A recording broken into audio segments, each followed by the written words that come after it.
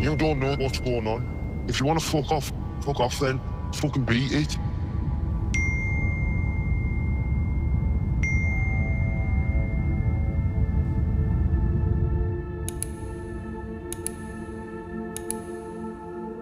OnlyFans is a British website. Best known for hosting pornography.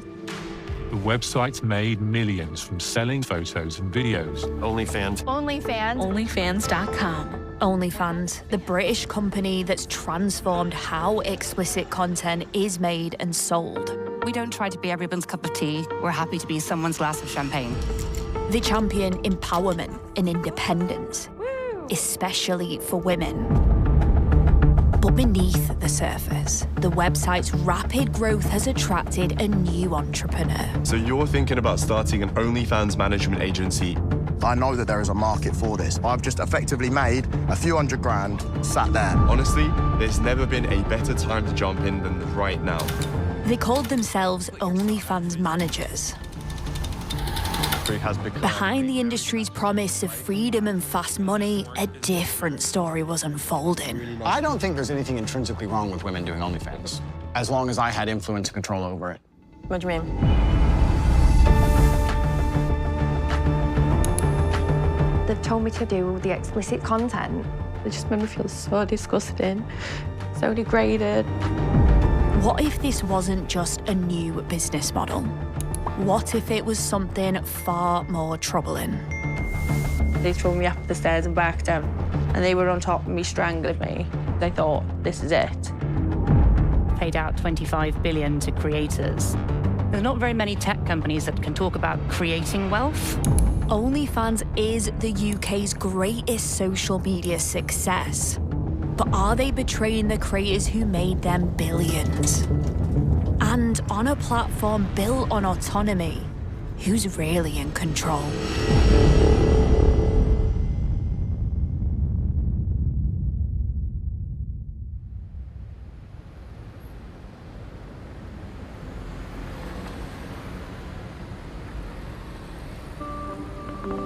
This is one of Manchester's wealthiest neighbourhoods.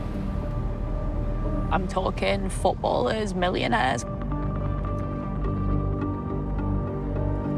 I'd been sent to look into Britain's booming OnlyFans industry. I knew the platform had exploded in recent years, but what was happening behind the scenes wasn't clear. I think it's around here somewhere. I was on my way to an OnlyFans content shoot day. A group of creators had been brought together by their manager to make videos and photos for their OnlyFans profile.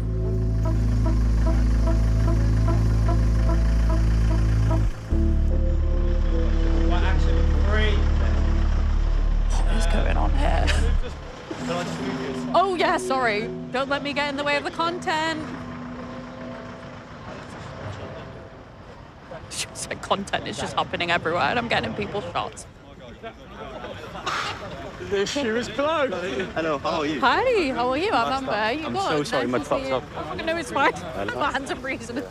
Tell me about today. No, you tell me about today. So I've been to one of these before. I'm just slowly taking it in, my friend. It's a bit, when I went to my first one, it was a bit like, wow. Before OnlyFans, I was a barber, so I used to cut hair, so I didn't think it was going to be a massive thing. How much are you making? Is it like, what's a healthy month for you? If I make over 10, I'm happy. 10K? Yeah, $10,000, so about £7,500.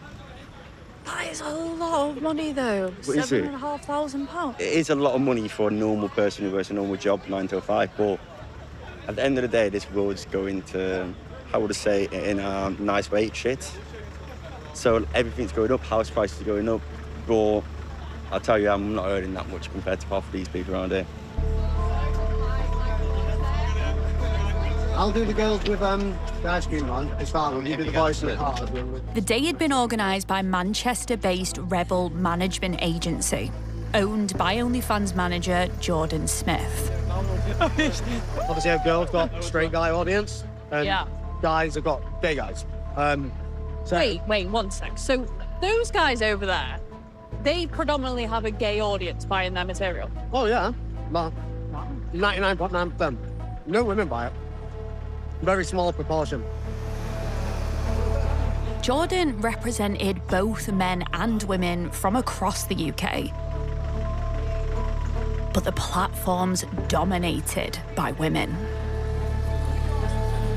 Can you take me on a tour, please, of this content Yeah, of house? course. Well, straight off, we've obviously got the supercars. People are already making content in there. We've got different rooms that we use for different purposes. So this is the games room. Lots of lingerie around. Yeah, lingerie. So the advantage of this is we want to create as much social media content as possible. Each room is different and creates a different vibe. Also makes it look like it's a different place, so it doesn't look like it's being all done in one day. 3, 2, 1. Many of these creators had started working with Jordan. His job was to then grow their profiles and maximise their earnings. OnlyFans took a standard 20% commission from everything they sold. Jordan's agency would then take an additional 30%. Hello. Hi there. How's the day going? It's actually going so well. Yeah, really good. I've actually got so much done. How long have you been in the OnlyFans game? Me, I've done OnlyFans for about 4 years. Started in lockdown. I did have a very normal job before this. Did you? What did you do? I worked in palliative care. Yeah. No. Yeah. Do you miss doing your, like, palliative care side of it? I do, yeah. I do miss it. I could just never go back into it now, obviously doing this, but yeah. Do you think? I'm getting a sense that there's a lot of people who've had quite normal jobs now. I think that's shifting what a lot of people hear the word OnlyFans and just assume. Slap. Yeah, pretty much. I mean, I didn't ever think it'd be something that I'd be able to do full time because, one, there's not many lads that look like how I do and dress like how I do that do OnlyFans. I kept it discreet for a while and then I signed with this management. It's interesting learning about the management side of things because that is, you know, that's a third party coming in to be involved in your work. Do you feel like you have to have management though? Because you guys are obviously very strong, independent people. You've got good ideas. Like, do you need them? If you asked me a few months ago, I'd have said I'd never have a management again. It was, we're going to book this for you, we're going to do this. Right, come down and we'll take photos of you, do this. And it was like, it just never happened. And then there were always an excuse. So I felt so stuck because obviously I'd signed a 12-month contract. You signed up to them for a year.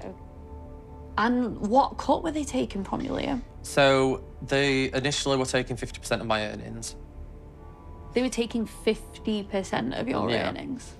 I kind of thought, because I wasn't earning a lot of money, at first I kind of thought, well, I'm not used to the money anyway, so any money's better than no money. But you're the one who's, like, putting yourself out there. Yeah. It's your body. It's quite exposing stuff. Yeah, when I'd actually put it into perspective, I'm putting, like, my full naked body all over the internet for pittance. I felt trapped. This is why I'm saying, know what you're getting yourself in for and do your research when it comes to management and speak to people first before joining the management. And don't sign any contracts. Many of the creators I met were positive about the industry, and I could see how having a manager could boost your earnings. But Liam's story about being trapped in high commission contracts with a previous agency made me wonder if there was more to these self-styled managers. My hometown, Manchester, had become one of the UK's main hubs for the OnlyFans community. In some of the high-rise skyscrapers, entire floors had been adapted into dedicated content rooms. I wanted to sit down with Jordan, as I was curious to understand more about how the business worked. Welcome to the Rebel Devils podcast. My name is Jordan Smith, and I'm your host. I'm here today with two of the UK's biggest slags. Is that you? Yes, that is me. You describing sort of setting up the UK version of the Playboy Mansion? Yeah, so when that was made, that was my goal. I wanted to recreate the Playboy Mansion for the 21st century. What is this thing about managers? How did they then start becoming a thing? The thing is, once you start getting to a certain level of subscribers, it is physically impossible to manage it all on your own. Why? Because more people means more marketing. You know, it's like as your business gets bigger, just like any other business, you need a team to support you to execute it, right? So if you do it on your own, you're limiting your own growth. How have you seen this OnlyFans manager industry change then? It sounds like a lot of people are being drawn to it. When I first started, there was a few. Now there's a lot, you know, and they're all over the world. I think OnlyFans became like a $1 billion industry around the time I started. So obviously, ka-chings were going everywhere, you know, because it's just like with, you know, it's the gold rush. What do you think about this sort of like entrepreneurial thing that's being kind of sold a lot to younger men? So it's almost like the new drop shipping. Like, you know, a lot of people are selling it like this is the easiest way to make money. But it's real women and it's sexual content instead of items. Yeah. Like, do you have to sign up to any pledges? Do you have to do any kind of training to get into this side of a profession, I suppose? Not that I'm aware of, no. Because there's no regulation and stuff in the industry, any Tom, Dick or Harry could make an agency.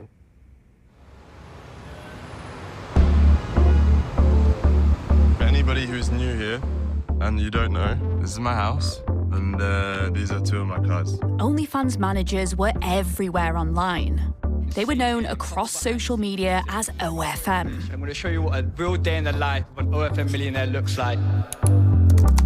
A quick search revealed hundreds of agencies. Some offered services that helped models manage their accounts and boost their income. They looked legitimate. Many promoted a message of quick profits. And you can now move on to getting your next model and you just rinse and repeat that cycle. They sold a version of success, luxury living, expensive things. The creator economy is the fastest growing market on the planet. It seemed that the aim was to pull in as many models as possible.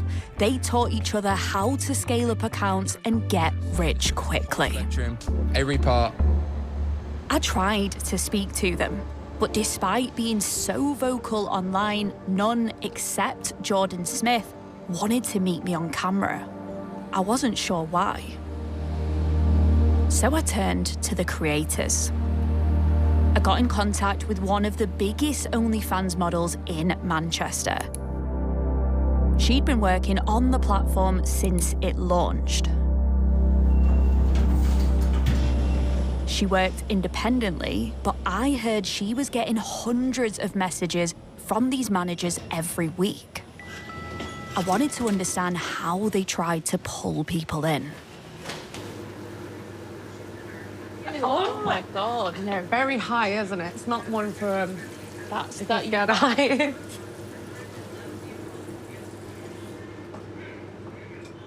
There's loads. My God, it's literally non-stop. It is literally non-stop all the time. It's really annoying. I just find it dead interesting that you are getting actually more messages from managers than even fans. God, yeah, 100%. I've stopped even checking my message requests now because the fan to manager ratio is ridiculous.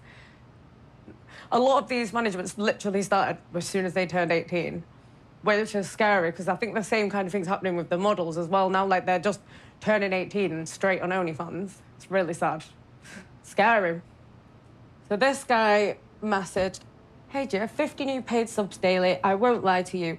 We help our clients reach this goal within 60 days. So I just asked him if he was free for a call. Oh, he's bringing me on here.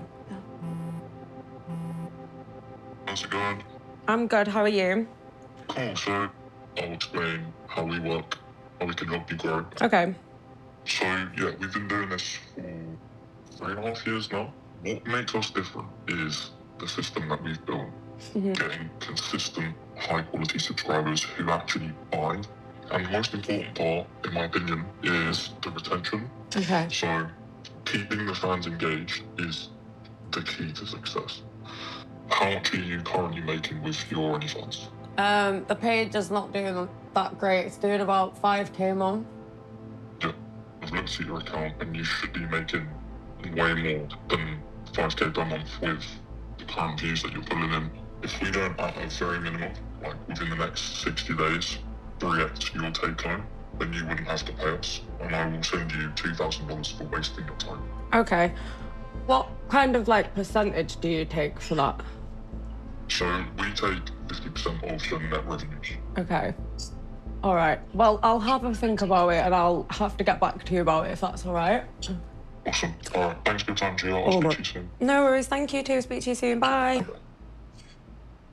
I can grow you 3 times your income. Yeah. So you said you're on 5k. Yeah. He can grow that to at least 15. Yeah.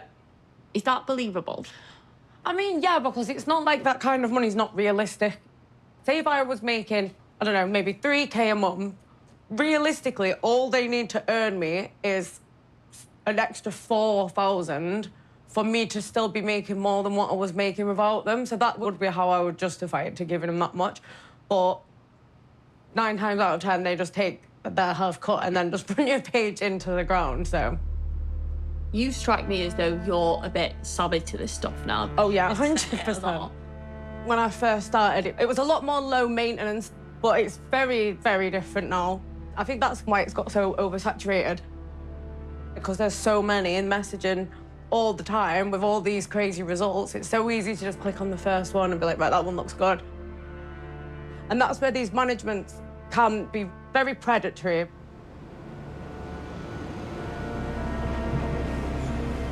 The more I was hearing about managers, the more questions I had. You see messages where they're like, this is why. So we put a team together and started looking into this growing hidden economy.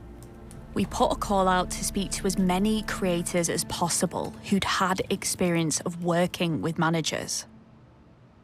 If she makes less than 10,000, you should take 50 to 65% of her earnings, because at the same time, you have potential to make her triple her money.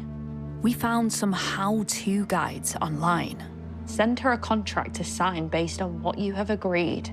You have your first model. Congratulations. The promise was clear. This was an opportunity. The chance to make some serious money. OnlyFans models had started getting in touch following our call out. Most were too nervous to talk on camera. Some, however, agreed to meet me.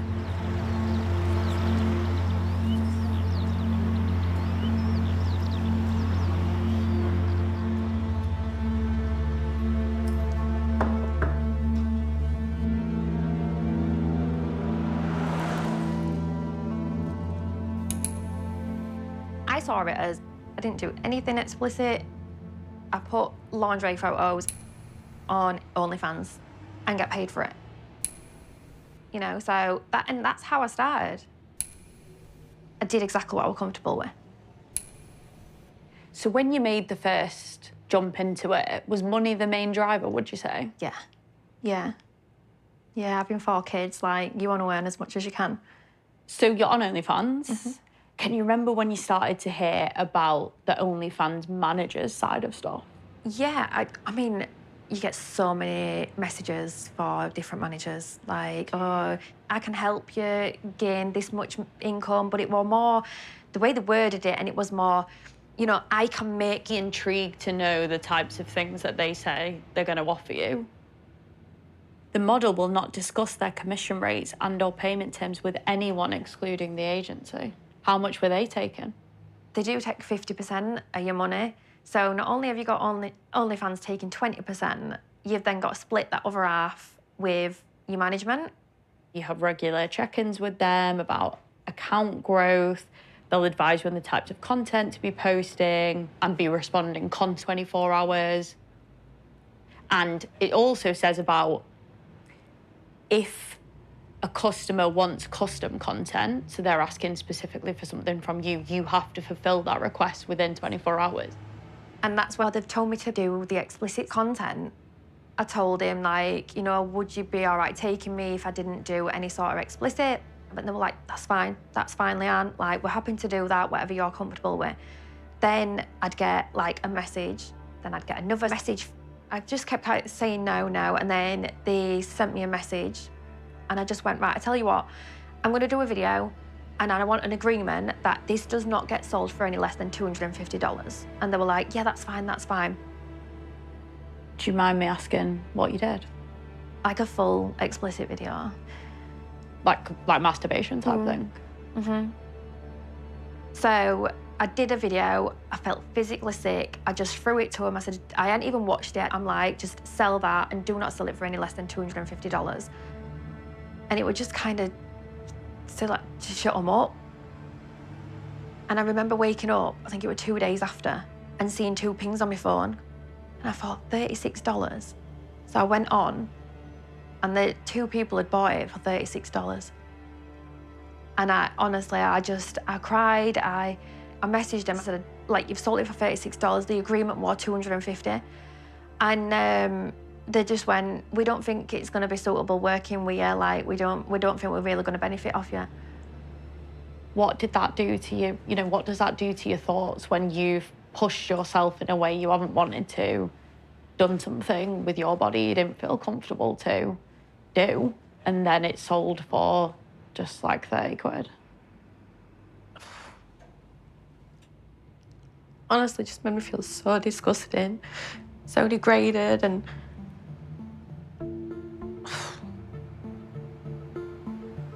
Leanne later shared her UK agency contract with me.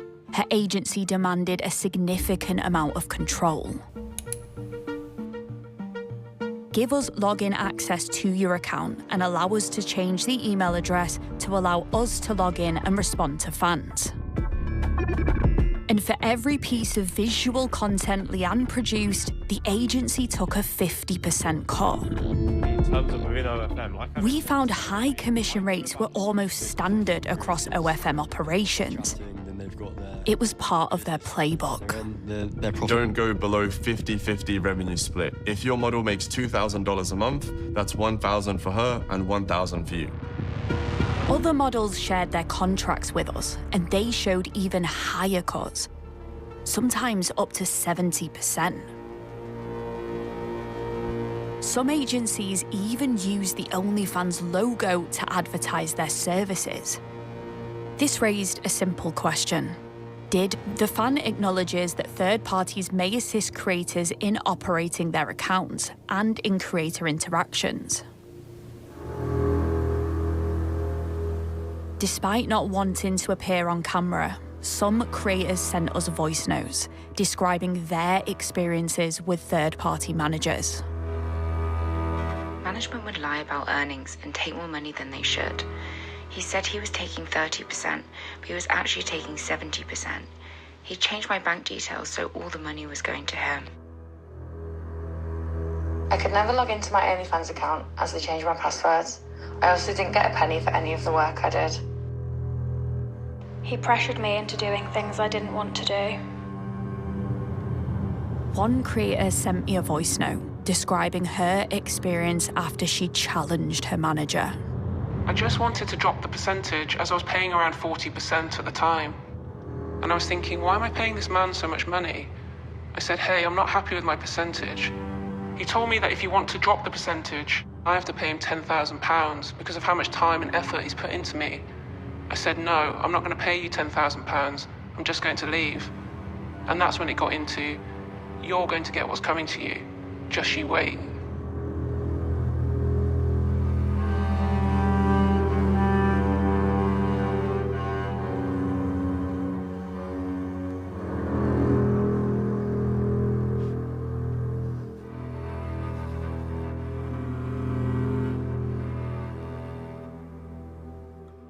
We consulted lawyers and human rights experts to examine the creator management practices we'd uncovered. I've sent you over some of these contracts that creators have shown me. What's your thoughts on some of them? This isn't really a fair contract situation at all. It's more like deception. When the creators don't even know what their true earnings are, being locked out of their accounts so that they didn't have control, being required to create scenes within 24 hours, it creates an awful lot of pressure. And they're taking advantage of the content creators, which is almost placing these content creators in servitude to the agents and agencies trapped in a contract which is unfair. The contracts are concerning, and they seem to be the first step in the road to exploiting creators. Behind closed doors, a further set of tactics by OnlyFans managers started to emerge.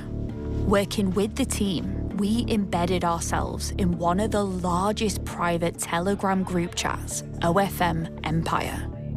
With more than 24,000 members, it was here, when they thought no one was watching, that they revealed their tips on how to control creators.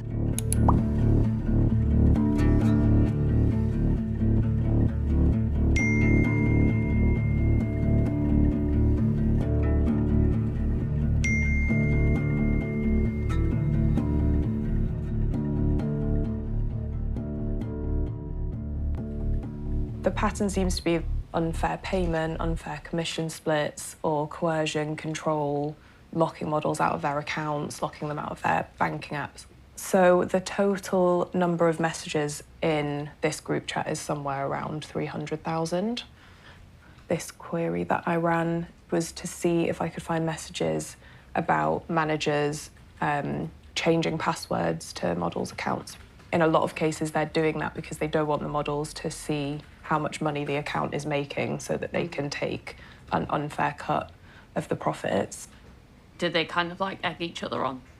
Seems like the majority of people are pretty in favour of using those methods.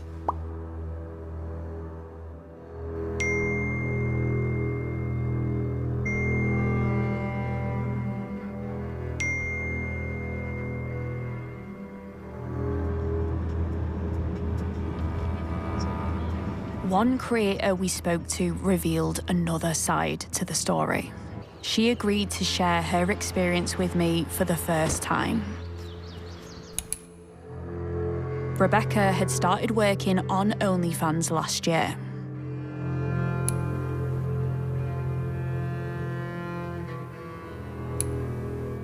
I was introduced to one agency who another friend of mine was with. They were lovely at the beginning. Oh, you're so beautiful. We've never seen a girl like you before. You've got potential to make so much money.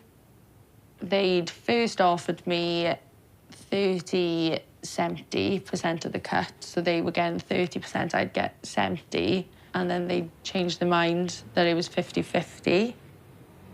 And then within a few weeks, whatever I was sending in, they would start saying that I look like shit in those exact words. And then they just start being quite abusive, quite controlling. If I wanted to go for a night out with the girls, I wasn't allowed to go for a night out with the girls because if I'd been drinking, I wouldn't be able to put in the work the next day. If I wanted to go away for a weekend, couldn't do that because they didn't like me doing that. Literally controlling your life and telling you where and what you can and can't do. Yeah. They'd even try talking me into escorting and... Isn't they tried to get you to do in real life sex work? Yes. And I'd said no, and then they tried telling me how much good money I would make from it. And then they had blocked one of the other girls out of their account. And she'd phoned me up crying. She was in hysterics. She was like, I don't know what to do. I've got so much money in there. And they blocked me out. So I'd gone straight onto my accounts, changed my passwords, blocked them out. How did that go down with them? From me doing that, it just escalated massively. There was a lot of verbal abuse, phone calls. I've actually got messages here. He's sending me my own address, telling me how he's gonna swing me and my daughter around by her hair, telling me that they're gonna have me and my daughter. He's messaging you, we'll have you and your daughter wrote off. Yeah. Cheeky cunt, watch your lips before things get serious. Wonder why you're a single mother. Yeah. See you soon, whore. We have got everything I need. So after all these messages, it had gone quiet for a couple of days. And then I heard a massive smash, and I was like, well, what the hell was that? And I'd seen that my window had been smashed in. So I contacted the police straight away. So the police came out, they took the brick for forensics, they went around and asked for CCTV, but there was no CCTV here. And did you tell the police that you thought it was these OnlyFans guys? No, I was too scared to say anything, to say any names. And within 2 weeks, I then had 2 masked men come to my house and attack me. I heard somebody come through the door and they just strangled me. I didn't know what was happening. And they were on top of me, strangling me. And I just tried getting my phone to ring somebody because I thought, this is it. And then they just stopped. After they just proved their point, they just stopped and left. Yeah, so that was my neck. And then, yeah, there were just all my bruises all over look me. at the amount of, like, you're literally covered in bruises all over your legs. I think that was from throwing me up and down the stairs. The strangling was probably the worst. Because your little girl must have been going through your mind as well. Yeah. That's another reason why I think it was the agency, because they knew when my daughter wasn't here and when she was here.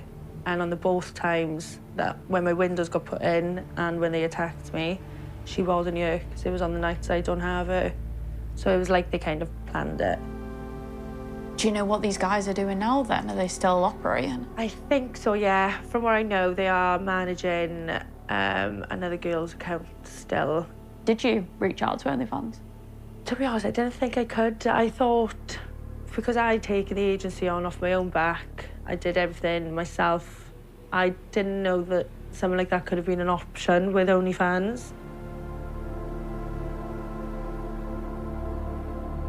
We know that the majority of adults look at adult content online.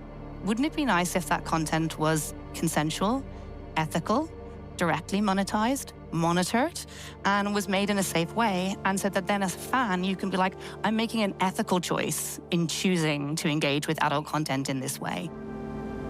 Rebecca joined OnlyFans believing it would protect creator independence and safety.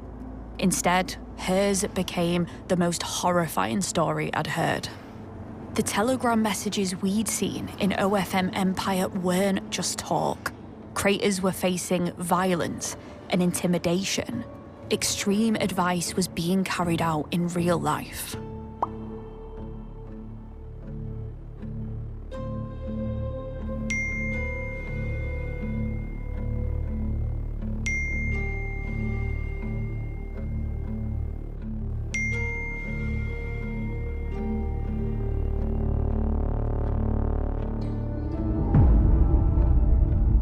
When I listen to creators, it feels like they're almost trapped in this web. Everything from harassment to serious offences of violence, particularly when creators attempt to leave. How serious do you think that is? What struck me the most is how systematic it is. This isn't isolated bad behaviour by just a few managers. There's coercion, deception, and potentially human trafficking. Managers are conducting potentially criminal behaviour on a wide scale. When it comes to modern slavery and exploitation, one of the indicators of risk is third-party control. When there's third-party control, we don't actually know who is controlling the account. We don't know what pressure is going on offline, what they're being forced to do. We've seen physical violence against people, we've seen harassment, there were threats, there was coercion. Taking an individual, turning them into a commodity for the sole purposes of making money. Take that as a whole, and we would say that is a pattern of trafficking of modern slavery. Modern slavery rarely presents as a single act. It's often revealed through a pattern of abuse, deception, coercion, threats, financial control, and exploitation. When these factors are seen together, they may indicate forced labour, servitude, or human trafficking, and might constitute serious criminal offences under English law.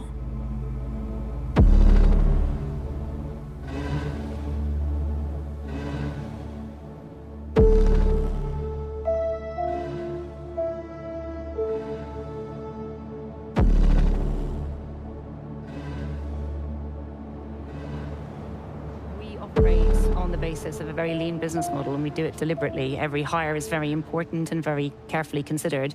But the thing that I'm probably... To many observers, OnlyFans appeared to be a British tech success story. For us is actually that we've paid out 25 billion to creators since 2016. So there's not very many tech companies that can talk about creating wealth for others rather than just profiteering. It had become a highly profitable phenomenon.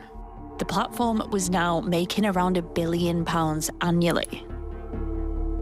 But while the top creators can make thousands a month, on average, most people reportedly earn nearer to £1,300 a year.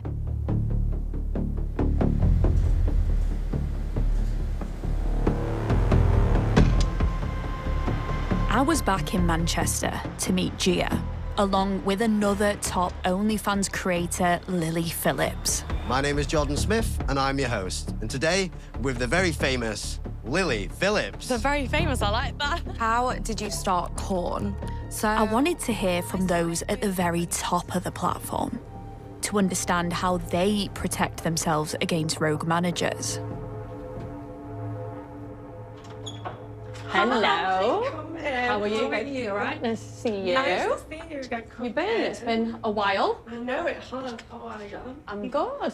The weather looks good. Hi. Nice to meet you. How are you? Nice to meet you. I'm Amber. Oh, thanks so much for coming. I've been very, very interested to meet you. So much of OnlyFans is about independence. It's about autonomy. It's about you having control over your own life and your income. But I just feel like from so much of what I've heard, there are these kind of sharks and like predators who want a bit of that. I have obviously heard the horror stories of girls signing up with agencies and feeling like they have to kind of always push out more and more and more content, and they're being pressurized to do more extreme stuff, or really just lose that independence. People realize how much money you can make from OnlyFans. So, you know, everyone wants a piece of the pie, especially men. Like, not to blame the men, but, you know, I do believe that they can be a little bit jealous of how we have gained independence and can earn so much money on sex work, and they want their little piece.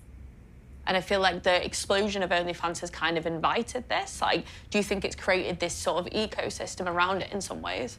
I think in the adult industry, there was always exploitation, like you mentioned earlier, in terms of like pimps or whatever you want to call them, the middleman. So I don't think it's a new concept. I just think it's a newer platform. You know, you've been on the platform 5-6 years now? I've been 10 years. That was like 2016 when it first came out. And well, and I do still love OnlyFans. It's definitely a lot more demanding now, but like when the platform first started, like the agencies were never a thing. I don't think even OnlyFans expected it to blow up the way it has. But there's no kind of regulations to it, and I think that is the dangerous space where vulnerable people can be taken advantage of. Yeah, and I do think like if there was some more regulations or like control around agencies, that like the concept is actually really good. It's just that there's too many unqualified people who are just thinking like, okay, I'm gonna do this, and it's hard because there's no regulations. Like the models don't know who to trust. It's become this huge marketplace now. It is translating into real world problems happening, like people being threatened when they try to leave, whether that's I'm going to take you to court and, you know, frightening people from leaving, to physically threatening people. Which is, it's not just an online platform thing. It kind of has translated into the real world in a lot of ways. I think it's definitely something I've always thought about, is like, how can we help girls in the industry get more guidance and more regulations on it? But it's like, I don't really know where to then go with that idea. That's the awkward part. It's like, you know, especially as sex workers, like people don't really take what we say seriously. And, you know, they don't really acknowledge us as real humans sometimes. And so it's hard to get that trust of like, you know, we need help and we need regulations in our industry. But people don't really care because they don't see us as human. OnlyFans have always said that safety was at the centre of their mission. something that was essential to how their business operated. In their policy, it stated, "We are committed to building the safest digital media platform in the world. We're dedicated to delivering robust safeguards that prioritise the safety, privacy and well-being of the whole OnlyFans community. Our subscription model makes it difficult for people to engage in modern slavery and human trafficking." But over time, something else appeared to have taken shape beneath that original vision. What we had uncovered suggested that management practices had fundamentally changed the amount of control some creators had over their content. You've come from being a partner of a law firm, joining, then rising the ranks very quickly to become CEO. How has that cyber mindset, how has that safeguard mindset infiltrated the very underlying technology of the business? I mean, ultimately, without the safety technology that we have in place, OnlyFans can't exist, right? Yeah. So as part of the content creator onboarding process, individuals have to go through a facial recognition piece, whereby we match their age and identity to their face and a live likeness of themselves. We also check their social media accounts. We check that the bank account information is in their legal name. We spoke to multiple creators who said managers had gained access to their earnings. We also found messages in the OFM Empire Telegram group, where tactics were shared about how to get control of these payments. While OnlyFans has two-factor authentication around account changes, including bank details, we wanted to test their payment system. So I opened my own OnlyFans account because I wanted to check how strict OnlyFans verification systems are. So I opened my account, I uploaded a photo, and I registered a male colleague's banking details into it alongside my own name. So you were able to use his account details on your OnlyFans platform? Yeah, exactly. And then I asked 2 colleagues to subscribe, and after they paid, the money went straight to his account. So OnlyFans paid out to him instead of you? Yeah. You would expect when they're dealing with such intimate content that their security measures around money and identifying who you are would be watertight. Because I think what we've just seen there, that the money can be redirected to somebody else, is really quite shocking and raises some serious questions. People go to OnlyFans because they feel like it's a safe platform, they feel like it empowers them. And OnlyFans does a great job in verifying the account holder, so it's quite strange that they aren't also verifying where the money goes.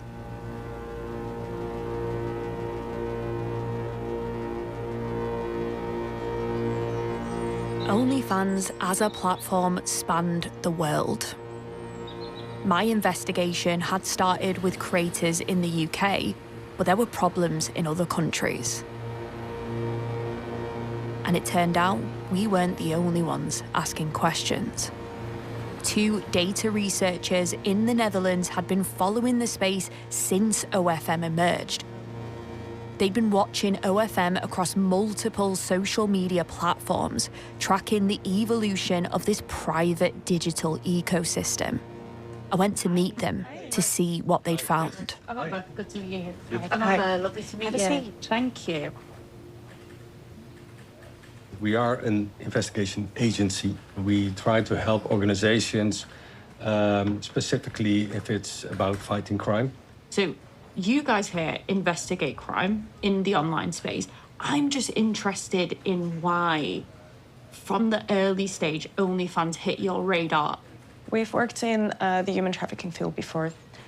And the second we dove into these chats, we saw evidence of threats, we saw evidence of hacking and of trafficking. So talk me through the patterns that you've started to see in some of these groups across these past few years when you've been looking into OnlyFans. We found lots and lots of data, lots of conversation where things were being discussed, even more than the dark web or anything like that. We've seen examples that they actually trade their models to one another. Yeah, we saw some models that were being sold for like $2,000, for example. And when you buy a model, you get a model purchase sheet. So they are trading real women like this in a casual Telegram chat. Yeah, they're selling them to each other. So when you buy the model, you basically buy a contract with the model, and you buy pictures and content of that model. So you basically buy a lot of material. And one of the things mentioned in that is that you're not supposed to tell the model that she's been sold or that you bought her. Could just literally sound like you were buying a TV. Yeah. Exactly. Yeah. Just like that. It's a product. Yeah. So that's really human trafficking. Yeah. I was wondering about the kinds of men that you're seeing in some of these groups. So I'm from Manchester in the UK. It's kind of being called a bit of a hotspot for OnlyFans now. Are there a lot of British guys in these groups? Some people were saying that they were based in the UK. Some people were saying that they're based in London. For example, we saw some cities being mentioned. So Liverpool, Manchester, these were mentioned as well. And as for other countries, the most commonly used ones were the US, and then there were some in Brazil, and then, yeah, Europe. It's easy to look at these men, these young boys, and think they are just ridiculous. It's important that we don't underestimate them. Are OnlyFans aware of these things that you found about managers in these groups? It's hard to imagine that they're not aware of it, just considering the number of models who spoke out about it and the number of reports that have been published about it as well. However, we've seen no attempt so far to actually ban management or to ban these contracts or to regulate it in a different way.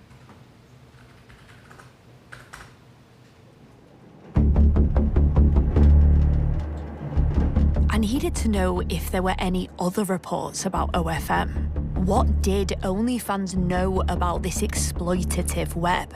And how had this half-hidden system been allowed to spread across the world? The first report of exploitative practices by management agencies surfaced in Los Angeles in 2021. 6 creators told the publication BuzzFeed News that they had struggled to get out of contracts with LA-based agencies. Rolling Stone ran a piece in 2022 that reported managers were taking 60 to 70% of a creator's income and rerouted payments to the agency's bank account. OnlyFans had responded to this report saying, the platform has no involvement in any agreement made between creators and third-party managers off the platform. In May 2022, the New York Times ran a story on managers controlling creators' accounts, to which OnlyFans responded with, a creator might employ an agent, agency, management company, or other third party to help run her account. Nothing in the rules explicitly requires that a creator disclose such an arrangement. In July 2024, another article in Le Monde investigated OFM and argued that they operated like a digital pimping network. OnlyFans declined to comment. In 2023, Romanian prosecutors investigating Andrew Tate alleged women were pressured into creating OnlyFans content under threats such as break your teeth and you'll end up in the morgue.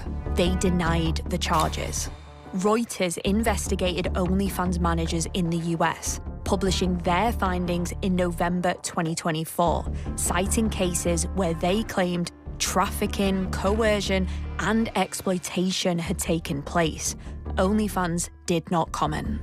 All of this showed that OnlyFans as a company knew about the potential risk of harm to creators for at least 4 years. But it wasn't clear what specific steps had been taken to address it. Where does the responsibility of a platform end?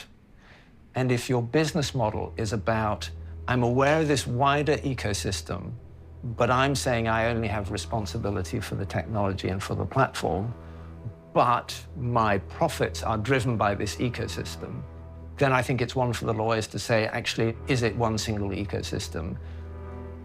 And then you have to say, okay, so what is the defense? I think, given the evidence I've seen and the law which is developing in this area, it's only a matter of time before OnlyFans faces claims of negligence from creators who have suffered harm because of the systems and the ecosystems which OnlyFans has created. I'm hearing that you think OnlyFans should have checks in place when it comes to creators using management. Why aren't they doing it then? Look, these are businesses, and first and foremost, they're about making money. And so they will design things that will maximize the profit on that. And this is where you need regulation, and this is where you need laws. That defense of, well, we're only a platform, we didn't really know that this was being used for this, is becoming a sort of legally untenable position to hold. OnlyFans is estimated to be worth around £2.3 billion. They say they pay more in UK tax than the entire British fishing industry. The more I learned, the more I found myself wondering how exploitation could flourish alongside one of Britain's most lucrative tech companies. OnlyFans is a social media platform, just like those you use already. OnlyFans launched quietly in 2016 before taking off during the pandemic in 2020. It's a British website that's boomed during the pandemic. OF Money is literally the best course and community in the OFM space. This was the same year legitimate management agencies began to appear, growing alongside the platform itself. And I actually have my own agency that I've never even spoken. What struck me was how some of these businesses, even legitimate ones, overlapped a subculture that was reshaping masculinity. One built around clicks, cash, and the commodification of women. But if agencies increased creators' earnings, OnlyFans benefited too, as they took a 20% cut of every payment made by fans. Were managers actually good for business?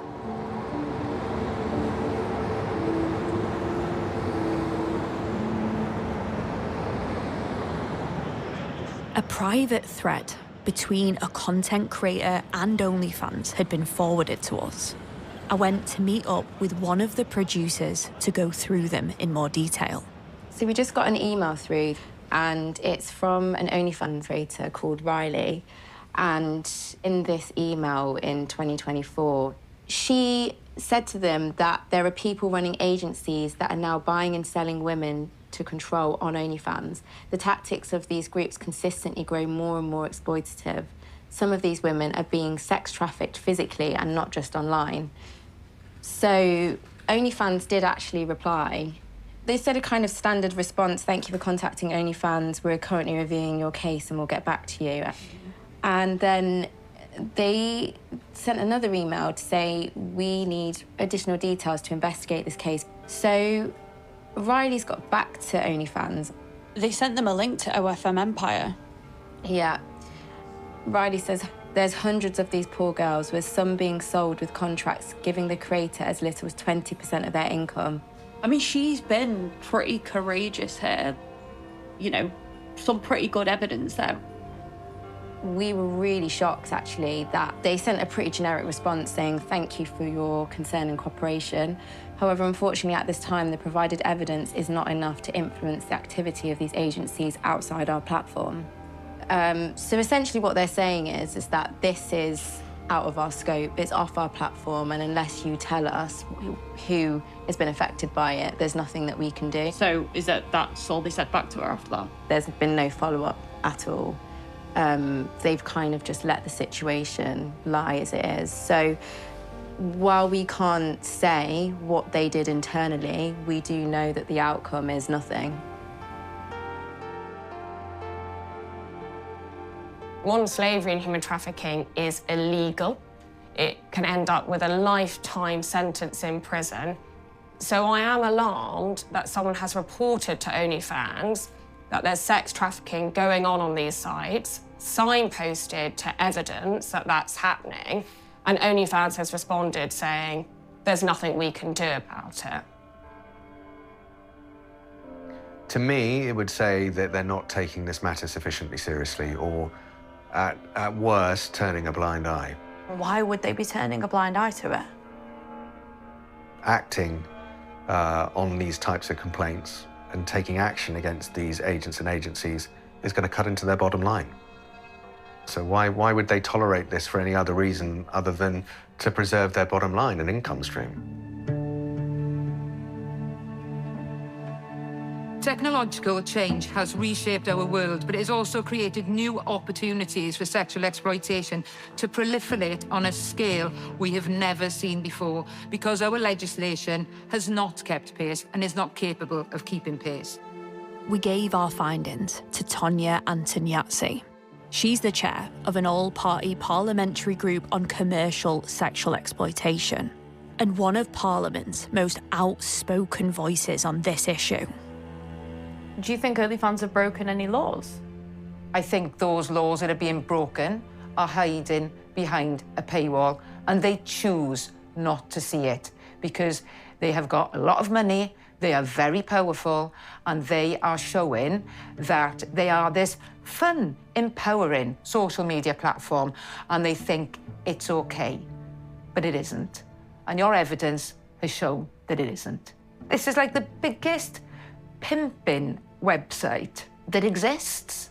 We've seen online platforms just move at great speed.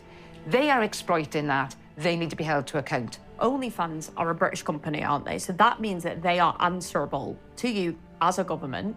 Do you think off the back of this stuff that we found, we need to be asking them new and different questions? We need to be looking at this in government. I would like to see a select committee look at OnlyFans as it is, as it stands now, and create legislation around this area, because it's a whole new world.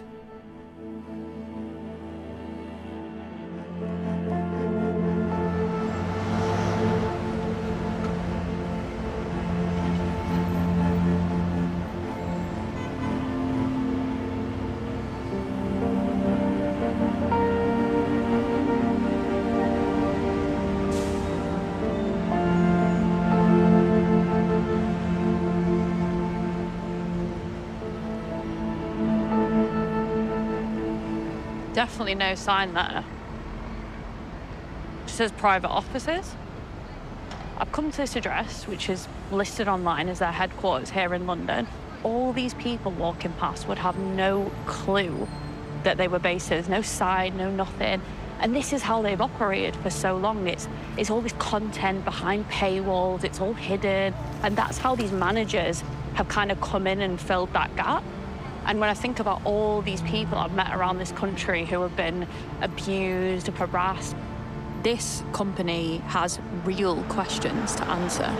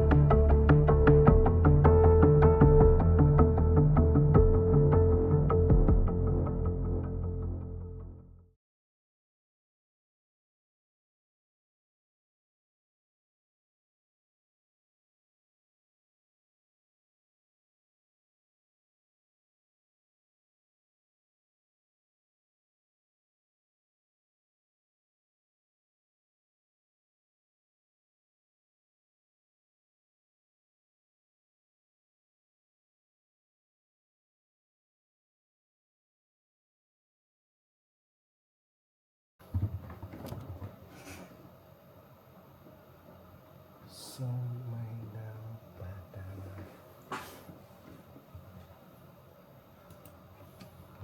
Express.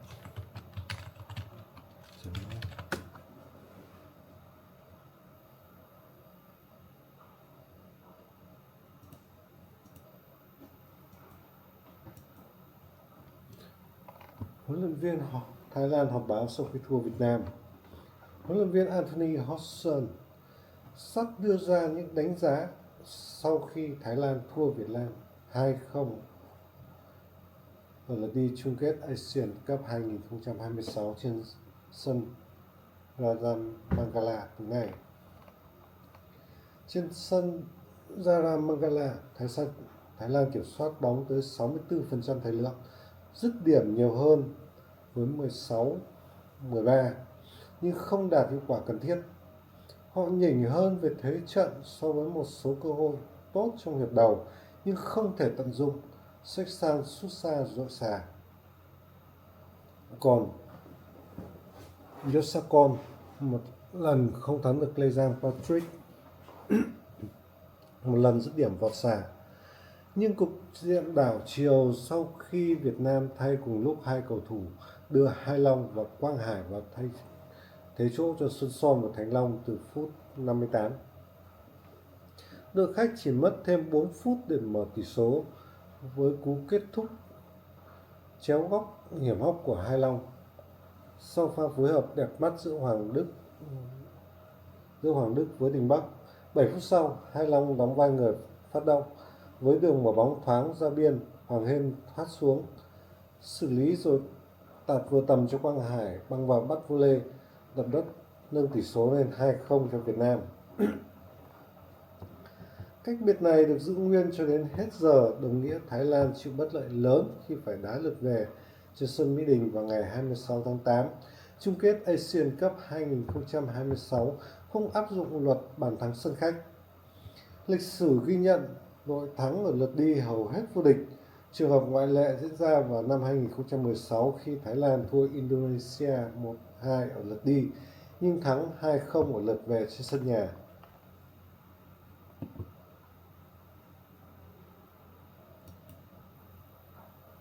Cổ động viên đội mưa đến sân tiếp sức cho Việt Nam ở chung kết Asian Cup 2026. Bất chấp mưa lớn tại Bangkok, hàng ngàn khán giả Việt Nam vẫn đến sân Mangala sớm để chuẩn bị tiếp lửa cho cầu thủ. Tranh thủ lúc mưa, nhiều khán giả Việt Nam đến sân trước 5 tiếng để khuấy động không khí. Sau đó cơn mưa lớn tiếp tục trút xuống khiến khán giả vừa phải tìm cách trú ẩn trong lúc trèo vào sân. Nhóm cổ động viên tranh thủ chụp hình lưu niệm trước khi vào sân. Cổ động viên hai nước thân thiện giao lưu trước khi vào sân. Kèn vuvuzela bị cấm mang vào sân nên an ninh buộc cổ động viên Việt Nam phải để ở ngoài. Sân Mangala với sức chứa hơn 51.000 chỗ, nhưng Việt Nam được bán 3.680 vé, số còn lại của đội chủ nhà. Chó nghiệp vụ được lực lượng an ninh chủ nhà triển khai kiểm tra những cổ động viên khả nghi hoặc mang vật sắc nhọn vào sân. Khoảng 2 tiếng trước giờ bóng lăn, cổ động viên Việt Nam lấp đầy khu vực được dành riêng cho họ. Trong khi đó, khán giả chủ nhà vẫn còn thưa thớt. Đây là kỳ giải vô địch Đông Nam Á lần thứ 3 liên tiếp, hai đội gặp nhau trong trận chung kết. Năm 2022, Thái Lan vô địch khi thắng Trung Quốc 3-2. Tới kỳ 2024, Việt Nam đăng quang nhiều thắng lợi 5-3.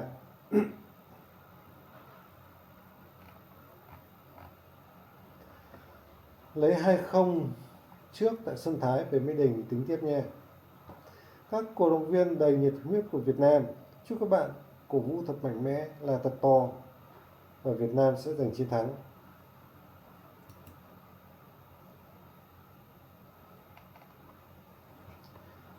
Đúng là tình yêu bóng đá không ngại mưa gió, hình ảnh cổ động viên đội mưa đến sân tiếp lửa cho đội tuyển thật đáng trân trọng.